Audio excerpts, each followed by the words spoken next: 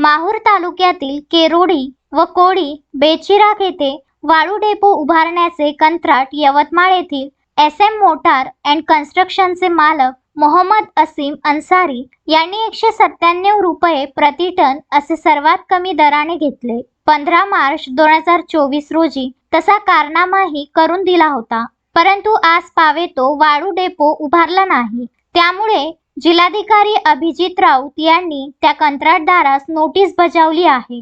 राज्यातील नागरिकांना बांधकाम योग्य वाळू स्वस्त दरात उपलब्ध करून देण्यासाठी तसेच अनाधिकृत वाळू उत्खननाला आळा घालण्यासाठी शासनाने 16 फेब्रुवारी 2024 रोजी वाळू उत्खनन, साठवणूक व विक्री व्यवस्थापन करण्याचे नवीन धोरण जाहीर केले आहे. त्यानुसार माहूर तालुक्याला वळसा घालून वाहणाऱ्या पैनगंगा नदी पात्रातील सायफळ, टाकडी व लांजी या घाटातून वाळू उपसा करून केरोडी व कोडी बेचिराख येथील वाळू डेपो पर्यंत वाहतूक करण्याचे कंत्राट असीम अन्सारी यांच्या खासगी कन्स्ट्रक्शन कंपनीला दिले आहे. परंतु पावसाळा तोंडावर असतानाही नियोजित ठिकाणी वाळू डेपो उभारला गेला नसल्याने जिल्हाधिकारी राऊत यांनी कंत्राटदारास नोटीस बजावली आहे. बजावलेल्या नोटीसमध्ये ऑनलाईन प्रणालीवर अवलोकन केले असता आतापर्यंत आपण वाळू डेपो सुरू केल्याचे दिसून येत नाही असा उल्लेख केला आहे.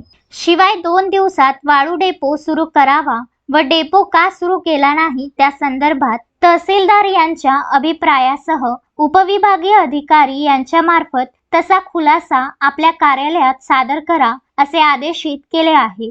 तसेच 2 दिवसात वाळू डेपो सुरू न झाल्यास आपणास ताबा देण्यात आलेला वाळू डेपो व वाळू